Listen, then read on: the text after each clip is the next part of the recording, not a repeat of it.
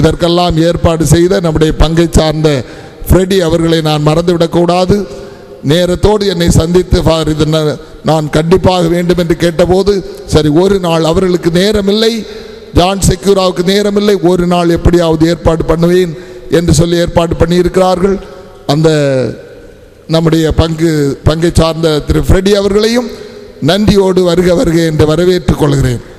எல்லாவற்றுக்கு மேலாக நீங்கள் தான் முக்கியம்.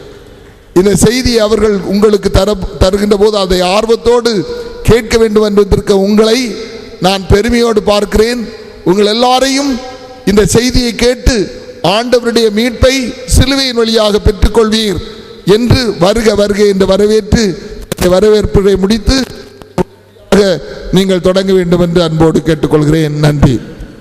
Thank you very much. Praise the Lord. Hallelujah. Hallelujah. It's going to be an awesome evening today to know how much Jesus loves us. இன்று இந்த மாலை ஒரு அற்புதமான மாலை வேளை. இன்று நாம் ஆண்டவர் இயேசு நம்மை எவ்வளவு அதிகமாக ஆழமாக அன்பு செய்கிறார் என்பதை உணர்ந்து கொள்ளக்கூடிய ஒரு மாலை வேளை. Let us just close our eyes for a moment and ask God to help us to understand this truth. நாம் ஒரு நிமிடம் கண்களை மூடுவோம். ஆண்டவர் நம் ஒவ்வொருவரையும் எவ்வளவு அன்பு செய்கிறார் என்பதை உணர்ந்து கொள்ளும்படியாக அவர் நம்மிடம் பேச வேண்டும் என்று கண்களை மூடி ஜெபிப்போம். Jesus in the Gospel of John 19:30 says, when Jesus therefore had received the vinegar, he said, "It is finished," and he bowed his head and gave up the ghost. ஆண்டவராகிய இயேசு யோவான் சுவிசேஷம் 19ஆம் அதிகாரம் 30வது வசனத்திலே இவ்வாறு அவர் சொல்கின்றார். அவர் அந்த புளித்த காடியை சுவைத்த பின் எல்லாம் முடிந்தது என்று கூறி தனது தலையை சாய்த்து அவர் ஆவியை தன் தந்தையிடம் ஒப்படைத்தார். Jesus said, "It is finished." ஆண்டவர் இயேசு சொன்னார், எல்லாம் நிறைவேறிற்று என்று. He bowed his head அவர் தலையை சாய்த்து and gave up his spirit. அவருடைய ஆன்மாவை ஆவியை தன் தந்தையிடம் அவர் ஒப்படைத்தார். Oh Lord Jesus, help us this evening to understand what you meant when you said it is finished. ஆண்டவராகிய இயேசுவே, இந்த மாலை வேளையிலே நீர் எல்லாம் நிறைவேறிற்று என்று கூறினீரே, அதை நாங்கள் புரிந்து கொள்ள எங்களுக்கு உதவும். Please reveal to us this truth so that we can always apply this truth and live a victorious life. ஆண்டவரே, நீர் கூறிய இந்த வார்த்தையின் உண்மையை நாங்கள் புரிந்து கொள்ளவும், அதை எங்கள் வாழ்க்கையிலே நாங்கள் செயல்படுத்தி எங்கள் வாழ்க்கை வெற்றி வாழ்க்கையாக மாற நீர் உதவும். Father, we thank you that tonight you are going to teach us this truth that will not only set us free but help us to live a God kind of life, a victorious life.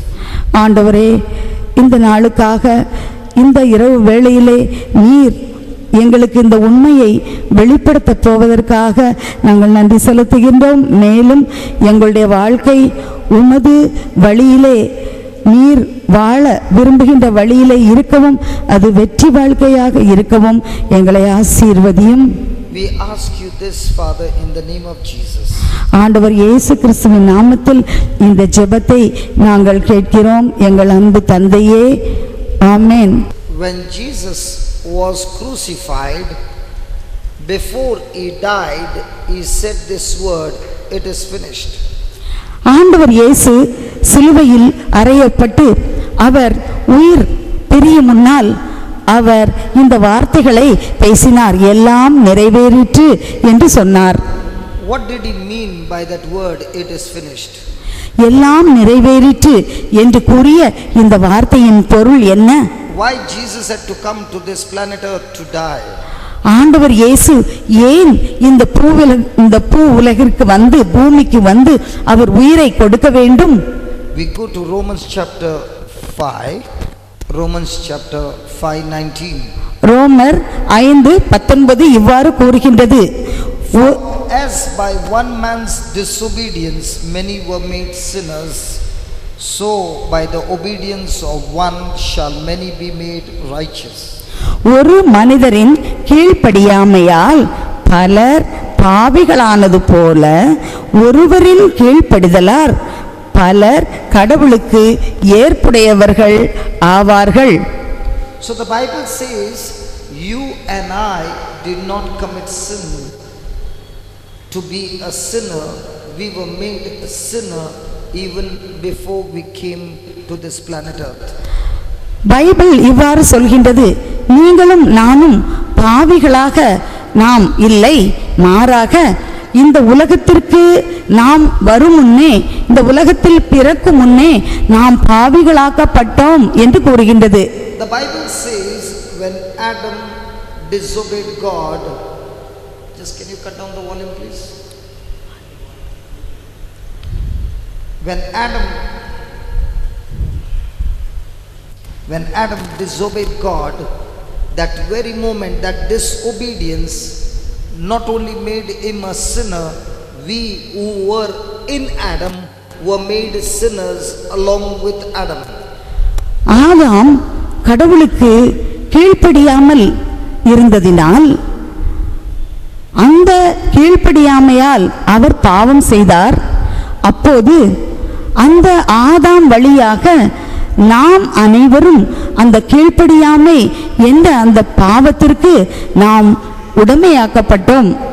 Because of Adam's one disobedience, the earth came under curse, sickness came, disease came, sorrow came, death came, and every work of the devil came into man. அந்த ஒரு மனிதனான ஆதாமுடைய கீழ்ப்படிதல் இல்லாமையினால் இந்த உலகத்தில் சாபம் நுழைந்தது. இந்த உலகம் தீர்ப்புக்கு உள்ளானது. இந்த உலகத்தில் நோயும் வியாதிகளும் துன்பமும் சாவும் நுழைந்தது. So God, to save man, had to send a man to save man. எனவே தந்தையாகிய கடவுள் இந்த மனுக்குலத்தை மீட்பதற்காக ஒரு மனிதரை இந்த உலகத்திற்கு அனுப்ப வேண்டி இருந்தது. The Bible says if one man's obedience, a disobedience made all of us sinners, in the same way another man obedience makes us all righteous. Bible இவ்வாறு கூறுகின்றது, ஒரு மனிதரின் கீழ்ப்படியாமையினால் இந்த உலகம் முழுவதும் பாவத்திற்கு அடிமையானது போல ஒரு மனிதரின் கீழ்ப்படிதலினால் இந்த மனுக்குலம் முழுவதுமே கடவுளுக்கு ஏற்புடையவர்களாக ஆக்கப்படுகின்றது. Today Jesus wants to tell you how our sins are forgiven. இன்று ஆண்டவர் இயேசு நமக்கு நம்மிடம் எவ்வாறு நம்முடைய பாவங்களெல்லாம் மன்னிக்கப்படுகின்றது என்பதை பேசப் போகின்றார். How are we released from curse and how are we released from the consequences of sin? நாம் எவ்வாறு சாபத்திலிருந்து நாம் விடுதலை பெறப்போகின்றோம், மேலும் நோய்களிலிருந்தும் வியாதிகளிலிருந்தும் நமக்கு எவ்வாறு விடுதலை கிடைக்கப் போகின்றது என்று நம்மோடு அவர் பேசப் போகின்றார். The word of God is teaching us that just as one man sinned and sickness and disease and curse came, in the same way when Jesus lived on this planet earth, he represented the whole human race and he obeyed God even unto death, and by his obedience we are made righteous. ஒரு மனிதரின் பாவத்தினால் இந்த உலகமானது சாபத்துக்கு உள்ளானது.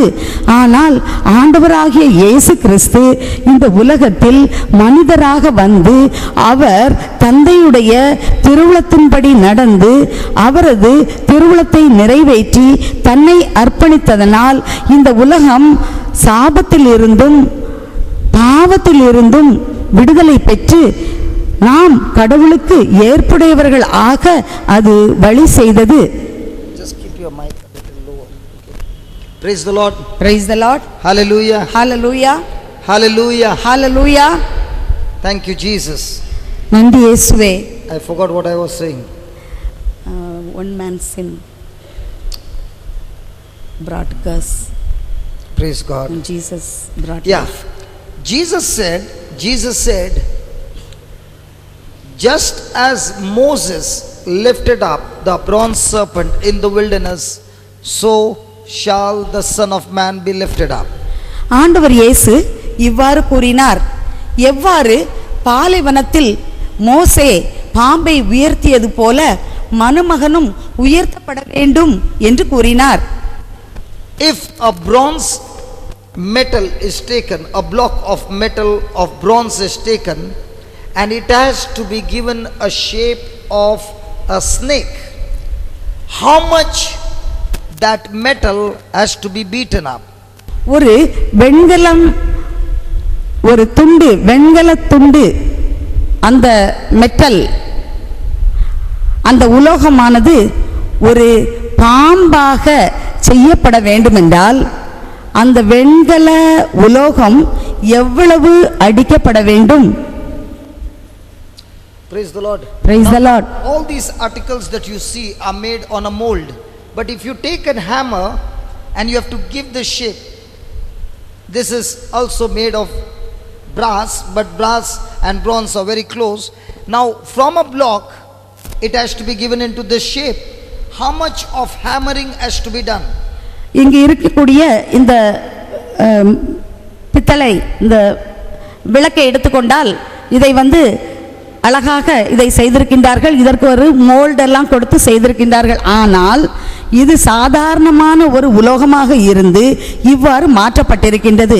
இதை இவ்வாறு மாற்ற வேண்டுமென்றால் எவ்வளவு அந்த செய்கிறவர்களுடைய கையில் உள்ள உளியாலும் சுத்தியலாலும் இது அடிக்கப்பட்டிருக்க வேண்டும். And the people of Israel had complained, grumbled, murmured against God, and the Bible says the serpents came and bit them. இஸ்ரவேல் மக்கள் ஆண்டவரை நோக்கி முறுமுறுத்த போது அங்கு பாலைவனத்திலே பாம்புகளால் கடிக்கப்பட்டார்கள். So the snakes bit them and poison entered and people were dying. பாம்புகளால் அவர்கள் கடிக்கப்பட்ட போது அந்த விஷம் அவர்களை பாதித்து அவர்கள் இறந்து போனார்கள். And God said to Moses to take that bronze metal, beat it and beat it and beat it in such a way that that metal should take the shape of a snake, and once that shape of a snake is done, stick it on a pole and lift it high. அப்போது ஆண்டவராகிய கடவுள் மோசேயை நோக்கி இவ்வாறு சொன்னார், நீ அந்த வெண்கல உலோகத்தை எடுத்து அதை நன்றாக அடித்து அடித்து அடித்து அதை ஒரு சர்ப்பமாக, ஒரு பாம்பாக செய்து அதை ஒரு கோலிலே மாட்டி அதை நீ தூக்கி உயர பிடிக்க வேண்டும் என்று சொன்னார். You must have heard when a snake bites somebody, they give a vaccination, and that vaccination is nothing but the venom of a snake. ஒரு பாம்பு ஒருவரை கடிக்கும் போது அவர்களுக்கு சிகிச்சை அளிக்கப்படுகின்றது. அந்த சிகிச்சையில் அவர்களுக்கு ஒரு இன்ஜெக்ஷன் போடுவார்கள். அது வேறு ஒன்றும் அல்ல, அது அந்த பாம்பினுடைய விஷம்தான். In the same way, just as the bronze was beaten and made into a snake, the Bible says the Son of Man, Jesus Christ, would be beaten up in the same way when he hangs on the cross for every sin that you and I have committed, and his figure will be made like that of sin. எவ்வாறு அந்த பாம்பை உருவாக்குவதற்கு அந்த உலோகம் அடிக்கப்பட்டதோ அதுபோல ஆண்டவராகிய இயேசுவும் சிலுவையிலே அடிக்கப்படும்போது அவர் அங்கு நொறுக்கப்பட்டு அந்த சிலுவையிலே அவர் நமக்காக, நம் பாவங்களுக்காக அவர் அங்கு தொங்கினார். அப்போது அவரது உடலில் நம்முடைய பாவத்தின் சாயல் இருந்தது. Jesus has come to this planet earth for one thing, that is to be made a sin on our behalf, and every consequences of sin to take on his body. Just as the bronze metal was beaten and beaten and beaten and made into a snake, in the same way Jesus would be beaten and beaten and beaten for every sin punishment, and when people would look at him on the cross, that sin that was transferred in him would suck the sin out of our life and our sins would be forgiven. எவ்வாறு பாம்பானது இந்த வெண்கல உலோகத்தில் இருந்து நன்றாக அடிக்கப்பட்டு திரும்ப திரும்ப அடிக்கப்பட்டு அது உருவாக்கப்பட்டு அதன் பின்பு அது ஒரு பாம்பின் உருவம் எடுத்ததோ அதுபோல ஆண்டவராகிய இயேசு இந்த உலகத்திற்கு அவர் நம்முடைய பாவத்தை எடுப்பதற்காக அவர் பாவங்களை ஏற்றுக்கொண்டார். அவர் பாவத்தின் உருவெடுத்தார். எனவே நாம் செய்கின்ற எல்லா பாவமும் அவர் மேல் சுமத்தப்பட்டது. எவ்வாறு இந்த பாம்பானது அடிக்கப்பட்டு உருவாக்கப்பட்டதோ அதுபோல் ஆண்டவர் இயேசும் திரும்ப திரும்ப திரும்ப அடிக்கப்பட்டு அவர் அந்த சிலுவையிலே தொங்கினார். எனவே எல்லா பாவமும் அவர் மேல் சுமத்தப்பட்டது. நம்முடைய பாவங்களிலிருந்து நாம் மீட்டு பெறுவதற்காக நம்முடைய பாவங்கள் அனைத்தும் அவர் மீது சுமத்தப்பட்டு அவர் அந்த சிலுவையிலே பாவ சுமையோடு தொங்கினார். எனவே அவரை அந்த சிலுவையிலே நாம் உற்று நோக்கும் போது நம்முடைய பாவங்களிலிருந்து நாம் விடுதலை பெறுவதற்கு அந்த பாம்பிலிருந்து பாம்பை நோக்கியவர்கள் விடுதலை பெற்றது போல சிலுவையில் தொங்கும் பாவத்தின் சுமையால் நம்முடைய பாவத்தின் சுமையால் தொங்கும் இயேசுவை நாம் பார்க்கும் பொழுது நம்முடைய பாவங்களிலிருந்து நாம் விடுதலை பெறுகிறோம். Isaiah 52 says that when he hanged on the cross, his face, his body was so disfigured that no one could ever recognize that he was man on the cross. எசாயா 52 இவ்வாறு கூறுகின்றது. ஆண்டவர் இயேசு அடிக்கப்பட்டு 52 14வது வசனம் இவ்வாறு சொல்கின்றது. ஆண்டவர் இயேசு அவரை கண்ட பலர் திகைப்புற்றனர். தோற்றம் பெரிதும் உருக்குலைந்ததால் மனித சாயலே அவருக்கு இல்லாதிருந்தது. மானிடரின் உருவமே அவருக்கு இல்லை. Every kind of cancer, every kind of leprosy, every kind of sickness was all transferred into his body, and when he hung on the cross he was totally disfigured. No one could recognize he is man. எல்லா வகையான புற்று நோய்களும் எல்லா வகையான குஷ்ட ரோகங்களும் அவர் மீது சுமத்தப்பட்டதால் அந்த சிலுவையிலே அவர் தொங்கும் போது அவருக்கு மனித சாயலே இல்லை. அவர் உருக்குலைந்து மனித உருவமே இல்லாமல் பார்ப்பதற்கு திகைப்பூட்டும்படியாக அவர் காணப்பட்டார். He was beaten so mercilessly. இரக்கம் இல்லாமல் அவர் அடித்து நொறுக்கப்பட்டார். In Isaiah 50 verse 5 and 6 it says that his beard was plucked out from his jaws just like grass is uprooted from the ground. ஆண்டவராகிய என் தலைவர் என் செவியை திறந்துள்ளார். நான் கிளர்ந்தெழவில்லை, விலகி செல்லவும் இல்லை. அடிப்போர்க்கு என் முதுகையும் தாடியை பிடுங்குவோருக்கு என் தாடையையும் ஒப்புவித்தேன். So when you look at Jesus on the cross, his beard was not shaved, it was pulled from his jaws. நாம் சிலுவையிலே ஆண்டவர் இயேசுவை பார்க்கும்போது அங்கு அவரது தாடி யாரும் வந்து அதை ஒழுங்காக வெட்டி எடுக்கவில்லை, மாறாக அது பிடுங்கப்பட்டது. And yet he continued his journey to die for you and me because he loves us. ஆனாலும் இத்தகைய சூழ்நிலையில் அவர் பின்வாங்கவில்லை, மாறாக உங்களையும் என்னையும் மீட்பதற்காக அந்த பயணத்தை, அந்த கடினமான பயணத்தை அவர் மேற்கொண்டார். In Psalms 22, the whole chapter speaks about the suffering of Christ on the cross. திருப்பாடல் 22 முழுவதுமே ஆண்டவர் இயேசுவின் பாடுகளை பற்றி கூறுகின்றது. The Bible says verse 14 that every one of his bones were out of joint. 14வது வசனம் இவ்வாறு சொல்கின்றது, என் எலும்புகள் எல்லாம் கலண்டு போயின. It says His flesh was torn open, that even his bones could be counted, they were visible. நான் கொட்டப்பட்ட நீர் போல் ஆனேன், என் எலும்புகள் எல்லாம் கலந்து போயின, என் இதயம் மெழுகு போல் ஆயிற்று, என் உள்ளுறுப்புகளின் நடுவே உருகி போயிற்று. 17 என் எலும்புகளை எல்லாம் நான் எண்ணி விடலாம். Please understand, when you read the Bible and the prophecy is given how Jesus would suffer on the cross, the cross that we see in our day-to-day life is nothing.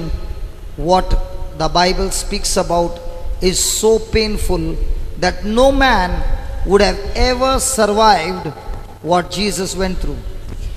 நாம் பைபிள் வாசிக்கும்போது அங்கு ஆண்டவர் இயேசு எவ்வாறு பாடுபட வேண்டும் என்று கூறப்பட்டிருக்கின்றது. நம் வாழ்க்கையில் உள்ள பாடுகளை எல்லாம், சிலுவைகளை எல்லாம் நாம் நோக்கும்போது ஆண்டவர் இயேசு பட்ட பாடுகளை நாம் ஒப்பிட்டால் அது எந்த ஒரு மனிதனாலும் தாங்க முடியாத, உயிரோடு இருந்து இத்தகைய துன்பங்களை தாங்கக்கூடிய ஒன்றாக அது இருந்ததில்லை என்பதை நாம் உணர முடியும். Now you might say he is the Son of God. நாம் சொல்லலாம், நீங்கள் சொல்லலாம், அவர் ஆண்டவருடைய மகன், இறை மகன் என்று. But the Bible says in Hebrews 5:7, every day and every night he would cry with loud cries and tears and ask his father to save him from death, and his father would save him from death. எபிரேயர் 5:7 இவ்வாறு சொல்கின்றது, அவர் இவ்வுலகில் வாழ்ந்தபோது அவர் கண்ணீர் சிந்தி தன் தந்தையை நோக்கி அவர் தன்னை காக்க வேண்டும் என்று அவர் மன்றாடினார். உரத்த குரலில் தந்தையை நோக்கி அவர் வேண்டினார் என்று கூறுகின்றது. Imagine the Son of God crying every night and day with tears that God saves him from death. ஒவ்வொரு இரவும் மனுமகனாகிய ஆண்டவர் இயேசு தன் தந்தையை நோக்கி உரத்த குரலில் கண்ணீர் சிந்தி தன்னை காக்க வேண்டும் என்று வேண்டினார் என்று கூறுகின்றது. And the Bible says the heavenly Father saved him from death every day and night. விவிலியம் இவ்வாறு கூறுகின்றது, ஒவ்வொரு இரவும் பகலும் ஆண்டவராகிய கடவுள் சாவிலிருந்து அவரை மீட்டு கொண்டார் என்று. Then why God did not save him to die on the cross? பின் ஏன் அந்த சிலுவை மரணத்திலிருந்து தந்தையாகிய கடவுள் அவரை காப்பாற்றவில்லை? If Jesus had to die anywhere other than on the cross, the plan of salvation would not be fulfilled. ஆண்டவராகிய இயேசு இந்த மரணத்தை தவிர வேறு எத்தகைய ஒரு மரணத்தையோ வேறு எந்த இடத்திலேயோ அவர் இறந்திருந்தால் இந்த மனு குலத்தை மீட்கக்கூடிய அந்த திட்டம் நிறைவேறி இருக்க முடியாது. When he was scourged at the pillar, even his internal organs hung outside and anybody would have died, but Jesus refused to die. He fought death till he reached the cross. ஆண்டவராகிய இயேசு அந்த கற்றூணில் கட்டி அடிக்கப்படும் போது அவருடைய உள்ளுறுப்புகள் எல்லாமே வெளியே வந்தது. வேறு எந்த ஒரு மனிதராலும் அதை தாங்கிக் கொள்ள முடியாது. ஆனால் ஆண்டவர் இயேசு தான் அந்த நேரத்தில் மரித்துவிடக்கூடாது என்பதில் உறுதியாக இருந்து தன்னுடைய சிலுவை மரணத்தை அவர் ஏற்று அதை கல்வாரி மலையிலே நிறைவேற்றினார். Hebrews 12 verse 2 says that Jesus embraced the cross with joy. எபிரேயர் 12:2 இவ்வாறு கூறுகின்றது, ஆண்டவராகிய இயேசு சிலுவை மரணத்தை அவர் தழுவிக் கொண்டார் என்று.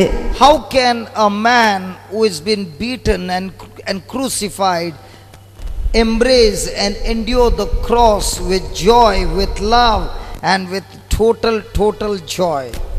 எவ்வாறு அடிக்கப்பட்டு நொறுக்கப்பட்ட ஒரு மனிதர் அந்த சிலுவை மரத்திலே தொங்கும்போது அந்த சிலுவை சாவை மிகுந்த உள்ளார்ந்த மகிழ்ச்சியோடு தழுவிக் கொள்ள முடியும், அமைதியோடு தழுவிக் கொள்ள முடியும்.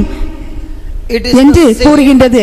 It is the same like a woman who is pregnant and she goes through 9 months of discomfort, and especially during the time when the baby is about to come, she goes through that labor pain and she is in so much of pain, but yet she is ready to endure it because she knows after the delivery the baby will come into her arms and she can enjoy the baby forever, and therefore she is ready to go through all that pain. But the moment she sees the baby and hugs the baby, the pain is gone.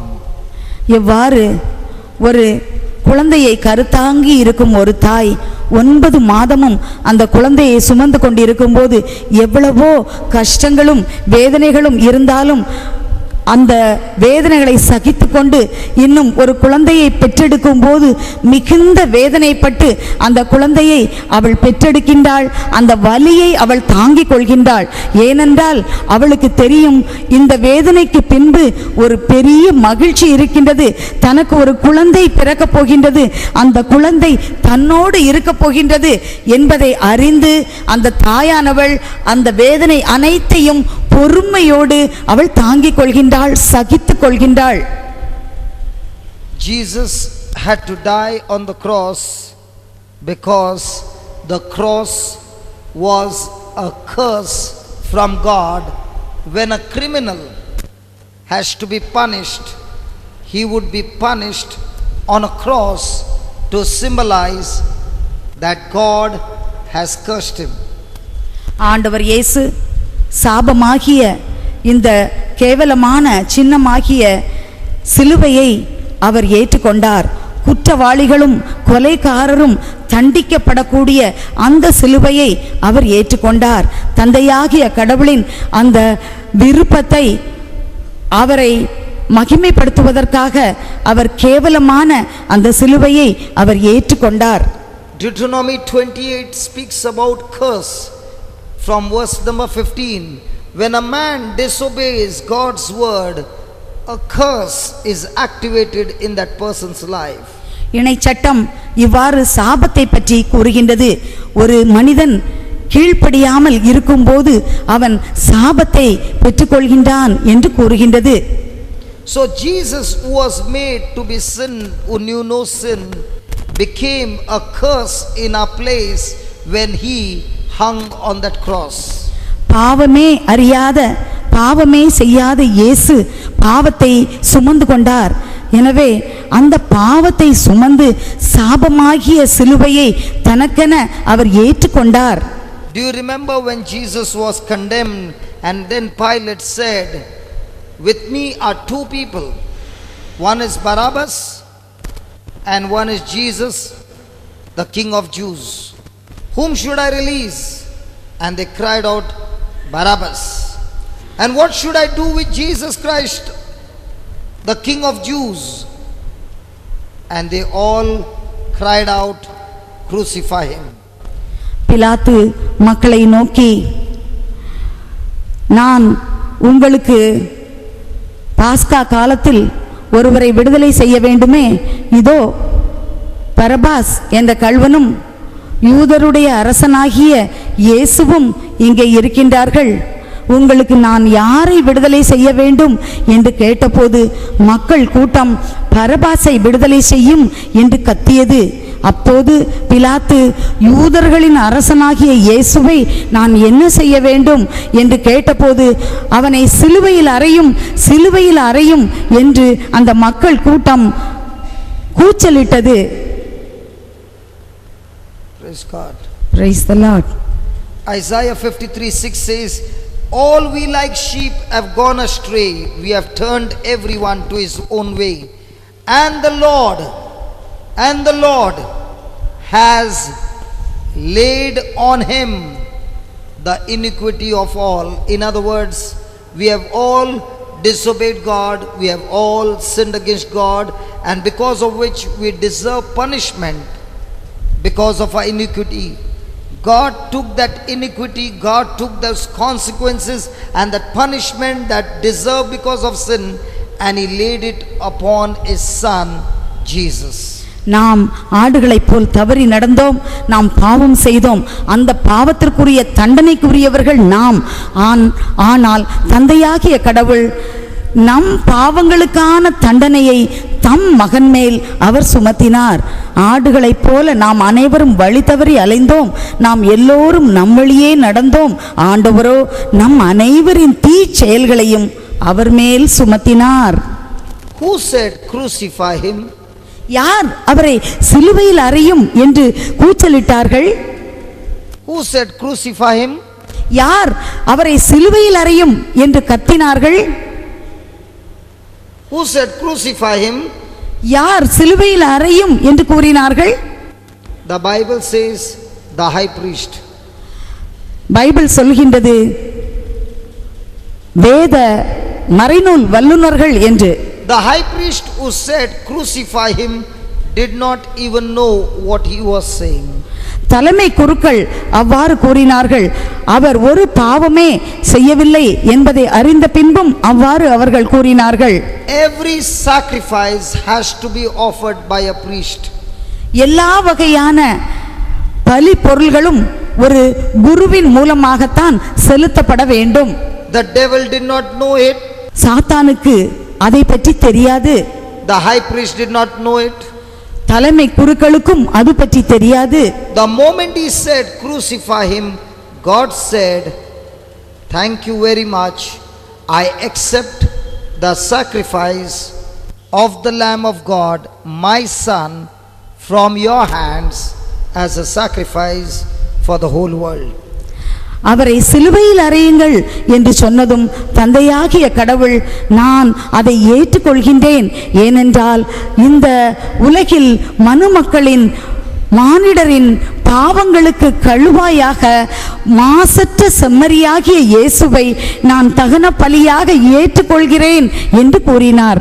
The moment Jesus was crucified on the cross, pure God's blood was spilled on the cross. ஆண்டவராகிய இயேசு அந்த சிலுவையிலே பலியான போது பரிசுத்த இரத்தமானது அந்த சிலுவையில் இருந்து தெளிக்கப்பட்டது.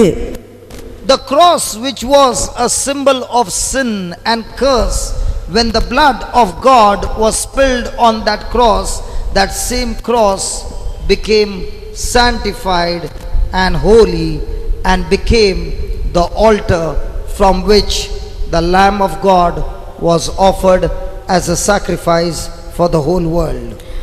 பாவத்தின் சின்னமாகிய சாபத்தின் சின்னமாகிய அந்த சிலுவையிலே மரணமடைந்த மாசற்ற செம்மறியான இயேசு அவ்வாறு மரணமடையும் போது தந்தையாகிய கடவுள் பரிசுத்த இரத்தத்தை அந்த சிலுவையின் மீது தெளித்தார். எனவே அந்த சிலுவை மரணமானது அந்த பலிபீடத்தின் மேல் ஆண்டவராகிய கடவுள் ஏற்றுக்கொண்ட பரிசுத்த தகன பலியாக அவருக்கு அது ஏறெடுக்கப்பட்டது. மானிடரின் பாவங்களுக்கு பரிகாரமான பலியாக அவரால் அது ஏற்றுக்கொள்ளப்பட்டது. Today when you and I look at the cross, it's the power of God for salvation to those who believe in the cross. இன்று நீங்களும் நானும் யாரெல்லாம் அந்த சிலுவையை நாம் உற்று நோக்குகின்றோமோ அந்த சிலுவை மீட்பின் வல்லமையாக மீட்பின் சின்னமாக அது இருக்கின்றது. That is why you find when Jesus hung on the cross and there were two prisoners, the soldiers came and saw that they were alive. They broke their legs as it was their custom. But when they came to Jesus, they did not break any of his legs. எனவேதான் ஆண்டவராகிய இயேசு சிலுவையில் அடிக்கப்படும் பொழுது அவரது இடப்பக்கத்திலும் வலப்பக்கத்திலும் 2 கள்வர்களும் அங்கு தொங்கினார்கள். அப்போது படை வீரர்கள் அங்கு வந்து தங்களுடைய வழக்கப்படியே அவர்களுடைய கால்களை முறித்தார்கள். அவர்கள் ஆண்டவராகிய இயேசுவின் அருகில் அந்த சிலுவையின் அடியில் வந்தபோது அவர் ஏற்கனவே இறந்திருப்பதை அவர்கள் கண்டார்கள். If the soldiers had to break the legs of Jesus, his sacrifice on the cross would not be acceptable by God, because the lamb had to be offered, sacrificed without blemish, without having any mistake or any weakness. அவ்வாறு anything unclean. அவ்வாறு அந்த படை வீரர்கள் ஆண்டவராகிய இயேசுவின் கால்களையும் முறித்திருப்பார்கள் என்றால் தந்தையாகிய கடவுள் அந்த பலியை ஏற்றுக்கொண்டிருக்க முடியாது. ஏனென்றால் பலி பொருளானது தகன பலியாக ஆண்டவராகிய கடவுளுக்கு ஒப்பு கொடுக்கப்படும் போது அதில் எந்த விதமான குறையோ அல்லது உறுப்புகள் சிதைவோ அல்லது அந்த பலி பொருளானது மாசுபட்டதாகவோ இருக்கக்கூடாது. அப்படியாக இருந்ததென்றால் அது தந்தையாகிய கடவுளுக்கு ஏற்புடைய பலி பொருள் இல்லை. In this plan of salvation, God used so many people right from Adam and Eve. It started for generations after generations for the Messiah to come, and none of them knew that they were also in the part of God's plan. இந்த மீட்பின் திட்டத்தில் ஆதாம் ஏவாள் தொடங்கி ஒவ்வொரு தலைமுறையில் வந்தவர்களும் இந்த மீட்பின் திட்டத்திற்காக எதிர்பார்த்து இருந்தார்கள். எனவே அவர்களும் இந்த மீட்பு திட்டத்தில் ஒரு அங்கமாக இருப்பார்கள் என்பதை அவர்கள் உணராமல் இருந்தார்கள். The same God is saying to you, when negative things happen to you, we quickly jump looking at it, not knowing the master plan of God. நாமும் நம் வாழ்க்கையில் ஏதாவது எதிர்மறையாக நடக்கும்போது நாம் அதை ஏற்றுக்கொள்ளாமல் நாம் கிளர்ந்து எழுகின்றோம். ஆனால் அதுவும் நம்முடைய மீட்புக்காக ஆண்டவருடைய திட்டத்தில் இருக்கின்றது என்பதை நாம் உணர்ந்து கொள்வதில்லை. 1 Peter 3:18 says, For Christ as once suffered for sins, the just for the unjust, that he might bring us to God, being put to death in the flesh, but quickened by the Spirit.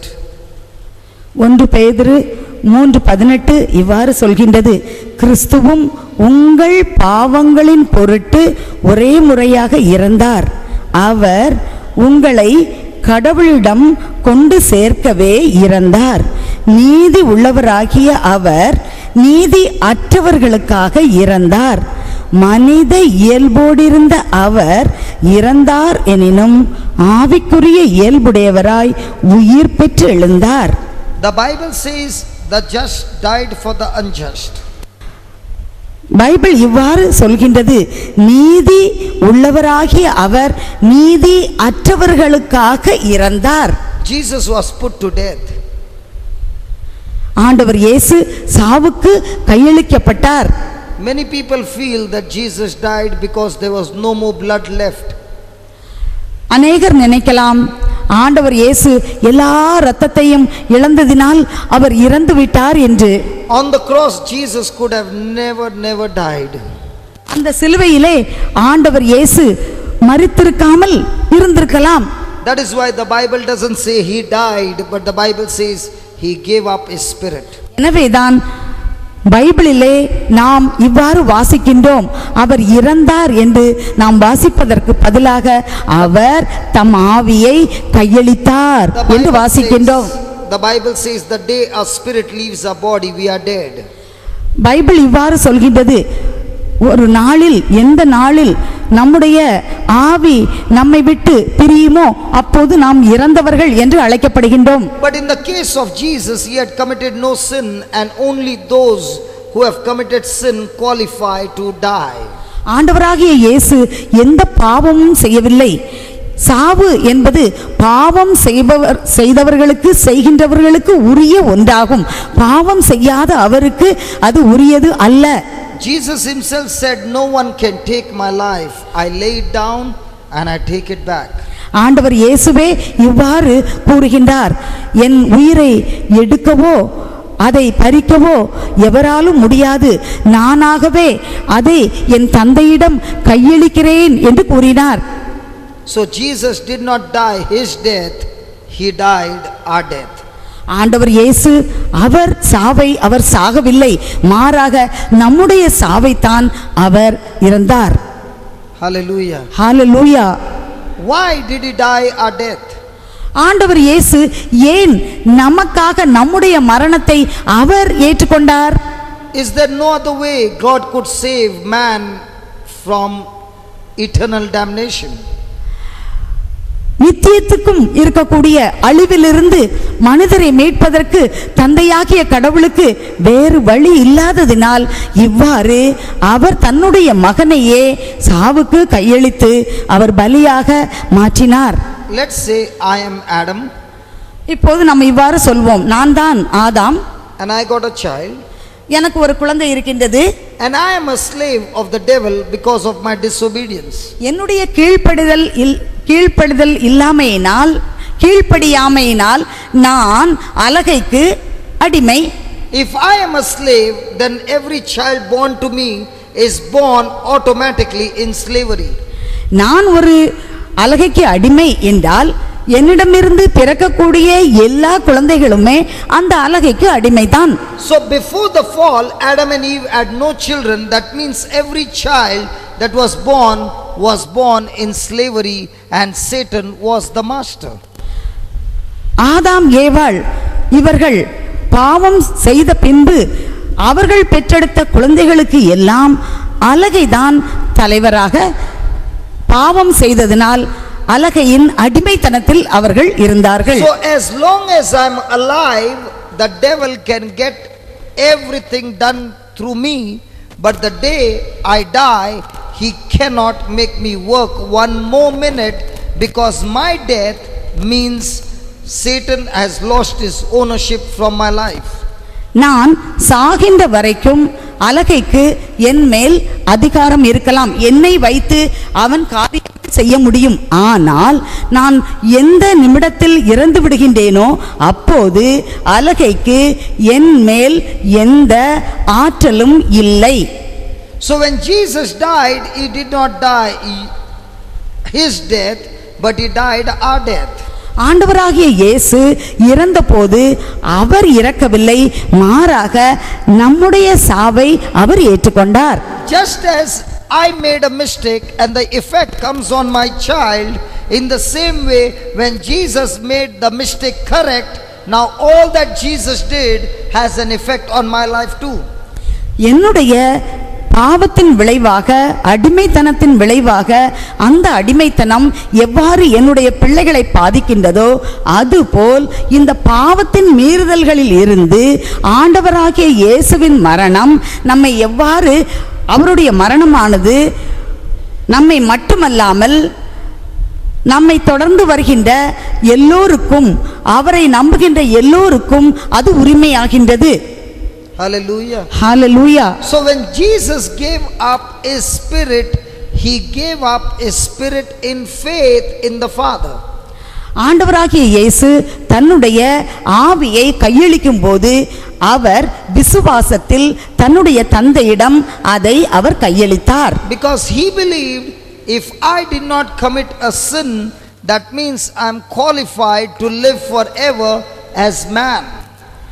அவருக்கு தெரியும், நான் ஒரு பாவமும் செய்யாமல் இருக்கும்போது நான் நித்தியத்திற்கும் நிரந்தரமாக ஒரு மனிதனாக வாழ முடியும் என்று தெரியும். Just as God created Adam as man, and by obedience to God's word he would live for all eternity, in the same way Jesus came as man and obeyed the Father to live for all eternity. ஆண்டவராகிய கடவுள் படைத்தார். ஆதாம் நிரந்தரமாக மகிழ்ச்சியாக இருக்க வேண்டும் என்று படைத்தார். தன்னுடைய கீழ்ப்படிதலினால் மனிதராக வந்து பிறந்து வாழ்ந்த ஆண்டவராகிய இயேசு கிறிஸ்து நிரந்தரமாக வாழ்வதற்கு உரியவர். And because he gave up his spirit to the Father, the Bible says on the third day the Father raised him from the dead, because he had committed no sin. ஆண்டவராகிய இயேசு தன்னுடைய ஆவியை தன் தந்தையிடம் கையளித்தார். அவ்வாறு கையளித்ததனால் மூன்றாம் நாள் தந்தையாகிய கடவுள் அவரை உயிரோடு எழுப்பினார். ஏனென்றால் ஆண்டவராகிய இயேசு எந்த பாவமும் செய்யவில்லை. So when God raised Jesus from the dead, there began a new human race on this planet earth. There are two human race, one coming from Adam and Eve and the second one coming from another Adam called Jesus Christ. ஆண்டவராகிய கடவுள் இயேசு தன்னுடைய மகனை இயேசுவை உயிர்த்தெழச் செய்தபோது அங்கு இரண்டு விதமான இனம் தோன்றியது. ஒன்று ஆதாம் வழியாக வந்த சபிக்கப்பட்ட கீழ்ப்படியாத அந்த பாவத்தினால் வந்த ஒரு இனம்.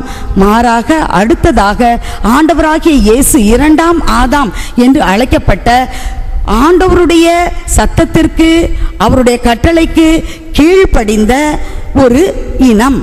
This new human race is called the new creation. It is called the born again. இந்த மனித இனம் ஒரு புதிய இனம். இது இவ்வாறு அழைக்கப்படுகின்றது, born again, மீண்டும் பிறந்த ஒரு மனித இனம் என்று அழைக்கப்படுகின்றது. This born again or new creation that God is speaking about is the one who has been raised by the Spirit of God when the person has accepted the sacrifice of Jesus on the cross. இந்த புது பிறப்பு அடைந்த இந்த புதிய இனம் ஆண்டவராகிய இயேசு கிறிஸ்துவின் மரணத்தை, சிலுவை மரணத்தை, அவருடைய உயிர்ப்பை, அவருடைய ஆவியை ஏற்றுக்கொண்ட ஒரு புதிய படைப்பு என்று அழைக்கப்படுகின்றது. And this change takes place by the Spirit of God, and that's why Jesus, when he was going through the cross, he was looking at you and me that we would be saved, and instead of going into eternal damnation, we would be living with God, adopted in the family of God through the Spirit of God. எனவேதான் ஆண்டவர் இயேசு நாம் அழிந்து விடாதபடி அந்த சிலுவை மரத்திலே தொங்கிய போது அவர் பார்த்தார். இந்த புதிய இனம், புதிய படைப்பு, புது படைப்பு என்று கூறுகின்றவர்கள் ஆண்டவராகிய இயேசுவின் மரணத்தை ஏற்று அவருடைய ஆவியினால் இயக்கப்படுகின்றவர்கள். எனவே அவர்கள் ஆண்டவராகிய இயேசுவை பலியாக பெற்றுக்கொண்ட தந்தையுடைய அந்த குடும்பத்தில் தத்தெடுக்கப்பட்ட பிள்ளைகளாக, அந்த குடும்பத்தில் ஒருவராக அவர்கள் ஏற்றுக்கொள்ளப்படுகிறார்கள். That is why when Jesus died and rose again in the Gospel of Matthew, the last chapter, he says, all power and authority is now given unto me. Therefore now go and make disciples of me. எனவேதான் மத்தேயு சுவிசேஷம் கடைசி அதிகாரத்தில் இவ்வாறு ஆண்டவர் இயேசு அவர் கூறுகின்றார், விண்ணுலகிலும் மண்ணுலகிலும் அனைத்து அதிகாரமும் எனக்கு அருளப்பட்டிருக்கின்றது. எனவே நீங்கள் போய் எல்லா மக்களினத்தாரையும் சீடராக்குங்கள். Please be attentive to this, because this is your birthright, your inheritance. நீங்கள் இதை கவனமாக கேட்க வேண்டும். ஏனென்றால் இது உங்களுடைய பிறப்புரிமை, நீங்கள் பெற்றுக்கொள்ளக்கூடிய ஒன்று. When Jesus died, he died one way, but when he rose again, he did not rise up the same way. Before he could rise up, he qualified death because of our sin. ஆண்டவர் இயேசு அவர் இறக்கும்போது ஒரு முறையாக அவர் இறந்தார். ஆனால் அவர் உயிர்த்தெழும்போது சாவை அவர் வெற்றி கொண்டவராக அவர் உயிர்த்தெழுந்தார். On the cross, when Satan was torturing Jesus, he was laughing and laughing and laughing, and when Jesus gave up his spirit, he put the sweat down, and there was rejoicing of Satan and all the demons in hell. ஆண்டவராகிய இயேசு அந்த சிலுவையிலே தொங்கும்போது அலகை அவரை துன்புறுத்தியது.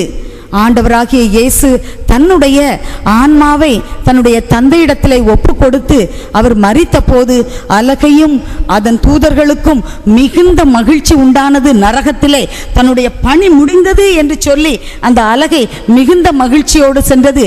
அவர்கள் அதை கொண்டாடினார்கள். All heaven was watching.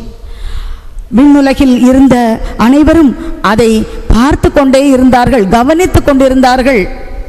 The angels of God were watching.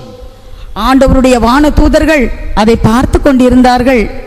The prince of heaven hung on the cross. விண்ணுலகின் இளவரசர் என்று சொல்லக்கூடிய ஆண்டவராகிய இயேசு சிலுவையில் தொங்கினார். They were all waiting for Jesus to just speak a word to execute the order. அவர்கள் அனைவரும் ஆண்டவர் இயேசு ஒரு வார்த்தை பேசுவதற்காக, அவருடைய கட்டளையை நிறைவேற்றுவதற்காக காத்து கொண்டிருந்தார்கள். And verse 53:7 says, just listen to this. It says 53:7. It says, he was oppressed and he was afflicted, yet he opened not his mouth. He is brought out as a lamb to the slaughter, and as a sheep before the